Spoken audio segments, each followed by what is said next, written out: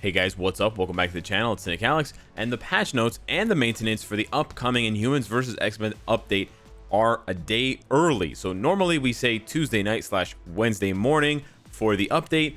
Now it's going to be, at least for this month or this time, Monday night / Tuesday morning. In addition, the patch notes indicate that the maintenance is a lot longer than usual. Now this may have something to do with the fact that all Netmarble game service is being maintained, or it's going under maintenance. All Netmarble games, including mobile PC games as well as mobile games, are going to go down for a 2-hour maintenance. That is going to, I think, extend the regular maintenance for MFF, which is now going to be 10 hours. Yes, it's a 10-hour maintenance from 3 p.m. Pacific to 1 a.m. Pacific. 10 hours. It's bonkers. So for us in North America, well, in Toronto, for me, not North America because there's 3 time zones, it's from 6 p.m. to 4 a.m. So I'm going to be live on Twitch probably around 2 or 3 a.m., 1 to 2 hours before the maintenance. I'll be playing either 7 Deadly Sins Grand Cross or Ghost of Tsushima or something like that.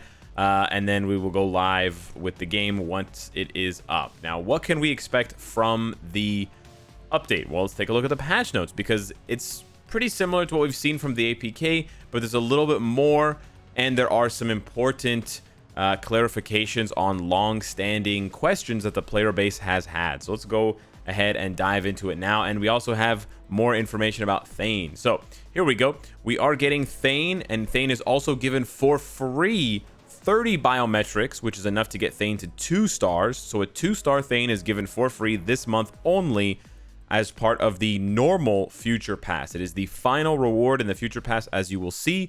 So if you are a brand new player to Marvel Future Fight, or you were thinking of picking up the game, or if you know anyone who put the game down but they would really love to have at least a 2-star Thane, tell them to hit the game up again and log back in for the next few weeks. Do the normal daily routine. You'll get the normal future pass XP, and then once you get to level 50, you will get your 30 free biometrics of Thane. Now, it's interesting that they're putting the biometrics at the end of the future pass. It seems that it's at the end, because that will encourage players who don't want to wait to still purchase the bio subscription, because it'll take days. It'll probably take over a week to get those 30 bios, and of course whales don't want to wait. So it's sort of an interesting tactic they're doing here, and I think it's the right move, right? If you want to get the character right away, you pony up $10. If you don't, and you want to wait, if you have the patience or you have the time to wait a week or a week and a half, you get the character unlocked for free. I very much appreciate that kind of marketing. That's the right kind of marketing, especially for a character that's not overpowered, and especially in a game where even if Thane was super busted and OP, it wouldn't really make that much of a difference on your gameplay, right? It's not going to impact your rewards very much. It's not like a few extra Thanes running around in PvP are going to hurt your rewards. Maybe you'll get 140 crystals instead of 180, but the rewards in PvP is really what needs to be fixed, not anything like this. So yeah, this is fine. His effects and his abilities don't seem to be changed at all. Keep in mind, these are not level 1 skill. Well, actually, these look like level 6 skills. I think they've edited these. They used to show level 1 skills, but now it looks like it shows level 6 skills, and they all seem to be about the same as what I experienced on the APK. Dazzler is available from the Extreme subscription. That's exactly the same. And again, her skills and passives all seem exactly the same. Yeah, tier 2, level 6 skills, not stats, level 6 skills. We've got the 2 new uniforms. This is a brand new feature that they've done on the APK. Thank you so much to whoever wrote this in Korean, and an additional thank you to whoever translated it into English, Chinese or Cantonese. I don't know if it's Cantonese or Mandarin, Japanese, etc., because this is excellent. Before we were just getting the top part here, the top 2 or the top 1 row with these columns, just telling us how much it costs, that he's a hero, and that this uniform affects. But now we're going to see all of the skill changes and all of the passive changes. This is fantastic. This really helps players to understand what's going on, especially if they don't watch YouTube, they don't, read Reddit or whatever to find out things that way. This is a really helpful additional feature, so you can go ahead and check this out. Again, this seems pretty similar, pretty straightforward to what we were seeing on the APK. Medusa has all defense down. That does not apply to world bosses. It does not have ignore immunity. So there you go. The 2 new sales the 2 new uniforms will be on sale, and they do address the new uniforms for Kamala Khan and Iceman. The new looks for Kamala Khan and Iceman will be added soon. Stay tuned. So I'm guessing in a week or 2 we will see another update for that. Now, keep in mind, on the APK, there's already a uniform, what's it called, collection, and that does feature, it's got a crystal bonus. It's a pretty easy one to complete because you only need 3 uniforms. They didn't add Iceman to this one. They might not. They might, but they might not. Well, he's not an Inhuman, so they probably won't add it. But anywho, hopefully the Kamala Khan uniform is released before that timer expires, that 15-day timer, because otherwise it would be literally impossible to get that 375 crystals. But otherwise, it's pretty straightforward. Just get those 3 uniforms to Mythic. They're all free-to-play uniforms. Shouldn't be too bad at all. So that's that. That's what we know for now about Kamala Khan and Iceman's uniform. We have new potential awakens. So this is where some people are going to be confused. Now they have separated potential awakened and transcended. So Medusa is getting transcended. Her potential had already been awakened. Awakened potential now just means you can get the character to level 70. So Karnak is not getting buffed. He's not getting an awakened skill. Gorgon, Inferno, Maximus, unfortunately, are not getting awakened skills. Obviously, Black Bolt's getting his tier 3. So yeah, all of these characters that you see here can now go to level 70. That's all they're saying. We just know that Black Bolt can also get tier 3. Now, I do have to say, because they put this out here, Marvel Future Fight, you guys are missing a really crucial opportunity to give a new uniform to these 3 characters, 2 of whom have never gotten a uniform. Maximus and Gorgon have never gotten a uniform, and Karnak got a uniform. It's a nice uniform, but it just didn't do enough for the character. It only has 1 skill change. So please give Karnak, Gorgon, and Maximus uniforms in 2 weeks, okay? Please rework these characters. You could even throw one of them as an awakened character, as like a transcended character like Medusa. But we really need uniforms for these new characters. For these existing characters, they really need it. They've been terrible basically since they were introduced to the game. So yeah. Black Bolt's getting his tier 3. We already know about that. His tier 3 ability seems exactly the same as it was on the APK. Looks beautiful. There's some sound effect in there. I just don't know what it is. Medusa's getting her awakened skill. It seems to be the same. I think all they did was they bumped up the self buff. The self buff is 25% all attack and all defense. And I believe on the APK it still says 20%, but it may have now changed to reflect the patch notes. So no, here you can see on the APK increases attack by 20%, all defense 20% for 30 seconds. And now you can see that it's going to be 25-25 for 40 seconds. So they've not only increased the all attack and all defense by 5%, but they've also increased the duration by 10 seconds, which means that it will overlap with the next time you cast the skill, so you don't have to spam it immediately after it's on cooldown, off cooldown, to get those effects back. They will sort of linger for a little bit longer. So that's actually great, and that should also be reflected in all of the other potential awakened, transcended, awakening skill characters. I don't know what to call them anymore, but anywho, yes, Medusa. Then they explain the Transcend potential system. We already know what this is. I explained this in a separate video, so you can go and check that out and watch that. And they basically explain that, listen, the performance of the skills of a character are going to be lessened. So all of your potential awakened characters, Mystique, Beta Ray Bill, Warriors of the Sky, etc., they will feel weaker right after the update. But the big but here, the big but is that their performance, their strength, their power, their damage will become much stronger once you achieve the Transcend potential. So once you do the Transcend potential, which is this page right here, which is when you have their gears at 25 and you have their awakening skill at level 6, you can do this. It's free for every awakened character except for Medusa. Then you will have a stat bump, and you can see it's pretty substantial. She's getting over 5,000 physical attack. She's gaining some defenses, and then she's gaining more than 10,000 HP. So not a small buff in the slightest. And they just explain everything that they explained before about getting a refund if you've already upgraded some of these characters past gear 20. Keep in mind, you should not upgrade them now because it will be free. Again, you will be able to, after the update, you'll be able to go back to those 10 characters, and I will use Red Skull as an example, and you will be able to see, I didn't even awaken him yet. I did not awaken him, but you will be able to go into his gear, and you'll be able to buy these in the shop for 1 gold each, and you'll be able to enhance his gear with them. That essentially cost me 12 gold. 12 gold to upgrade his gear. That was another 24 gold instead of using black antimatter and tier 3 materials, and you do not need to awaken him. That's the best part. You just need to get these characters, these 10 existing characters, to level 70. That's all you have to do. So they explain that they're going to change the portraits to purple, yada, yada, yada. We're going to be getting challenges, so you can get extra gold for transcending these characters. You're also going to get agent level, agent XP. So your agent level will jump after the update, depending on how many awakened characters you have.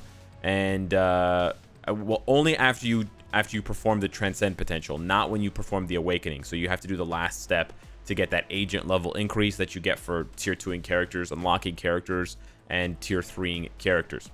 This is the new future pass. You can see the rewards here. You got the new icons. The Hail Hydra icon is for the legendary pass, the $10 pass. And then the mythic icon, the very expensive one, is the Thor one that looks really, really cool. You can see the Mega 6-star ticket, the Mega Tier 2 ticket. This is all basically the same. They haven't updated this, although they should improve the rewards a little bit. But for the normal pass, they did improve the free-to-play one, which is awesome. 30 Thane biometrics as the final reward. So that's excellent, excellent, excellent. Thank you very much, Marvel Future Fight. Also, they're going to make it easier for you to level up your legendary pass if you purchase, or sorry, your future pass if you purchase a legendary or mythic one. If you purchase the normal one, it's going to be the same speed to get to pass level 50. But if you purchase legendary or mythic, then it will speed up a lot. As you can see here, instead of getting 5, you're going to get 4 times as much, 4 times as much, 4 times as much, twice as much. So yeah, it's going to go by way faster. You're going to get to the end reward, which will be either a Mega 6 or a Mega Tier 2, much, much faster. You'll get to the special icon faster, etc. They've also added an on-off button. This is like a quality of life thing for the future pass point acquired. That little thing that pops up, basically where my camera is on the screen, the bottom left, you can turn that off. That's really helpful for Android users who like to use the back button to skip when they hit clear times 10, and then you use the back button to skip out of that page before it shows you all of the attempts with all of the bio rewards. So yeah, that's really actually quite a nice feature for Android users who use that to sort of speed up their farming and their sort of last minute clear ticketing to drain energy or before they're going to sleep or whatever. Here are the new icons. Bada bing, bada boom.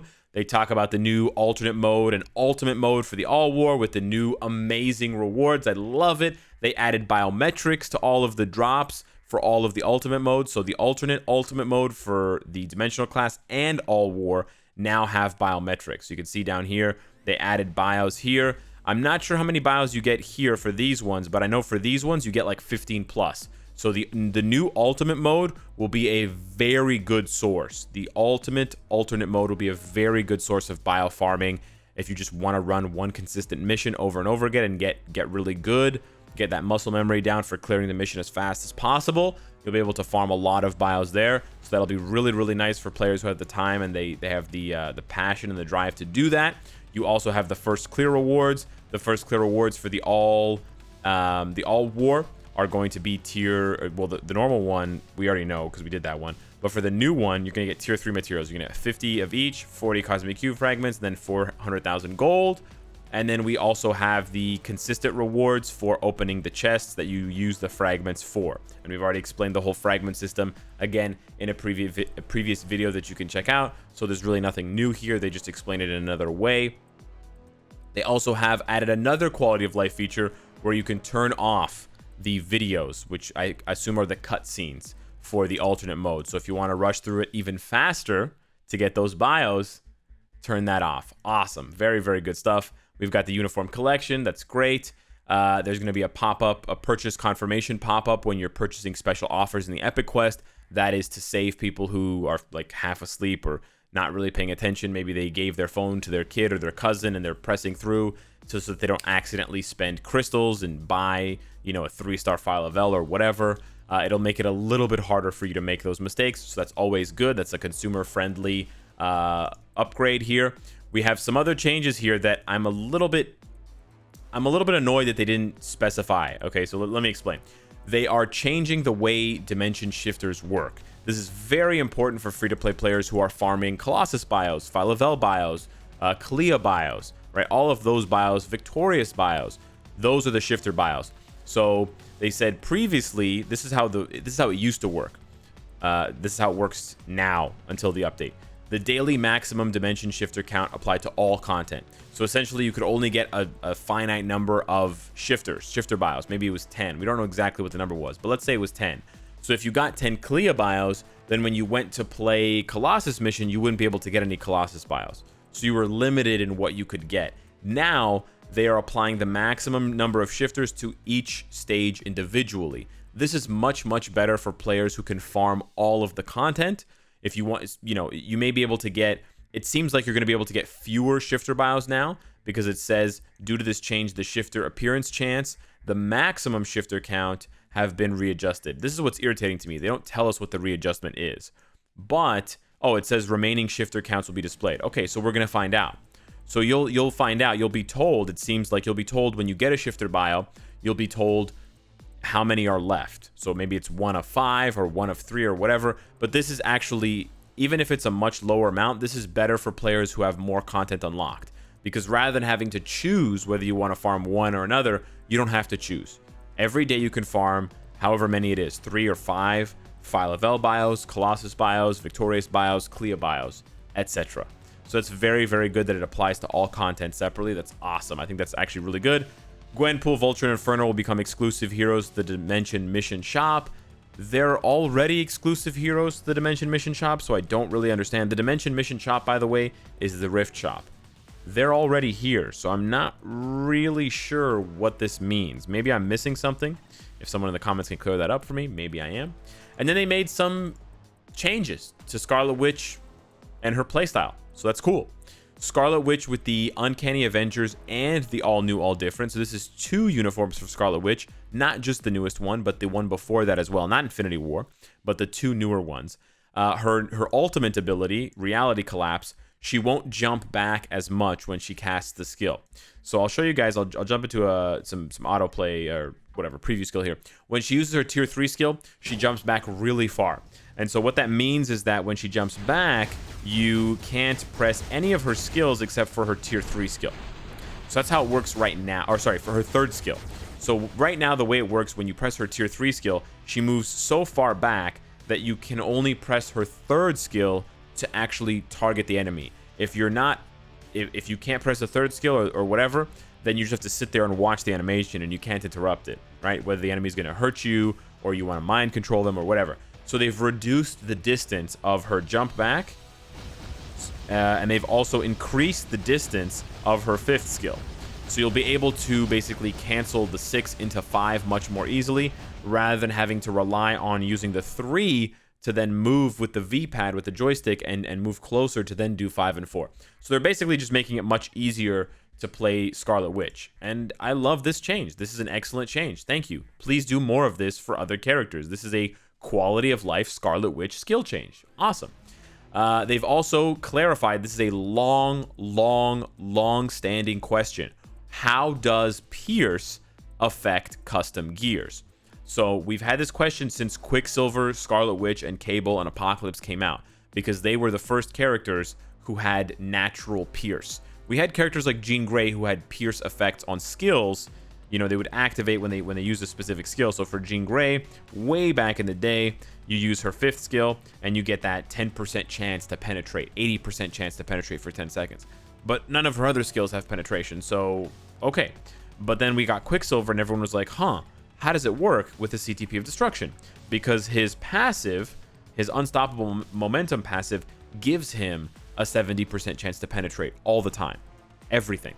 Right? He has a 70% chance to penetrate on any of his skills. All of his skills have penetration chance. So what happens when you equip a CTP of Destruction? Does it stack? Is it 70 plus 30? Does it ignore the 30 and just use the 70? Or does it ignore the 70 and use the 30, which is clearly much worse? So let's find out what they said. They're finally addressing this. So the previous method, what we've been playing with for the past 3 years, the firstly activated effect was applied. So essentially what that means is whatever came first. So that would be really bad in the case of Jean Grey, because if you were using Jean Grey with a CTP of Destruction, and you used her 5th skill, or you used her 4th skill, and then the CTP of Destruction activated, that would set the bar at 30% penetration. And then if you press the 5, even though it's 80%, the game would be like, no, the Destruction CTP was activated. That's 30%. We're going with that. And you'd be losing 50% penetration. So the way that it's been for the past 3 years, any character that has Pierce rate above 30% on a skill was always worse with the CTP of destruction, but it actually wasn't doing anything for Scarlet Witch, Cable, Doctor Doom, Quicksilver, because they all have more than 30% penetration, and the penetration is activated right away because it's a passive effect. It's a passive pierce or passive penetration chance. So yeah, basically what I'm saying is until now, your CTPs of destruction on Quicksilver have just been guard break, crit damage, procs. The penetration has not been doing anything on those CTPs of destruction. Here's the new way that they're going to be using, or sort of, calculating the CTP of destruction. It's an if then else function. So here's the improved method. It first checks if the effect has a higher pierce chance than the custom gear. So an effect with a higher pierce chance will be applied first. So just straight up, the game will look and see what's higher. Is it the 80% from Jean Grey's 5th, or is the 30% from the CTP of destruction? If the 80% is higher, and yeah, I went to math school, 80% is higher than 30, then it takes the 80%. That's it, done. You're done. However, if the chances are the same, if they're both 30%, which is the highest for a CTP of destruction, then they look at which effect pierces more targets. By targets, they mean shield, barrier, immunity, and invincibility. So let's say you have a character, I can't think of one off the top of my head, but let's say you have a character that has a 30% chance to penetrate just immunity. They can't penetrate super armor, they can't penetrate barrier, shield, or invincibility, they can only penetrate immunity. But your CTP of destruction is also 30%, so it's the same percentage, but it also penetrates super armor, barrier, and invincibility. So the CTP of destruction penetrates 4 things, and the regular character's skill penetrates 1 thing. So it'll take the CTP of destruction. So basically, what this means is any character that has more than 30% penetration chance on a passive skill, so Quicksilver, Scarlet Witch, Doctor Doom, etc., those characters are basically not good to have a CTP of destruction on, because you're wasting the CTP of destruction. It's basically just a guard break, crit damage, proc obelisk. For any character that has a skill that gives penetration, you can still give them a CTP of destruction, and then it can trigger when their skill is not active, and you'll always have the best case scenario, essentially. So this is good that they've sort of clarified this for players to understand. However, there's a bigger problem here, Marvel Future Fight. You did not clarify this 3 years ago when you introduced the CTP of destruction. So now all these players, they want to unequip their CTPs of destruction from Quicksilver because it's not doing anything on Quicksilver. So here's what you need to do, Marvel Future Fight. You need to do 2 things. Listen up, it's very simple.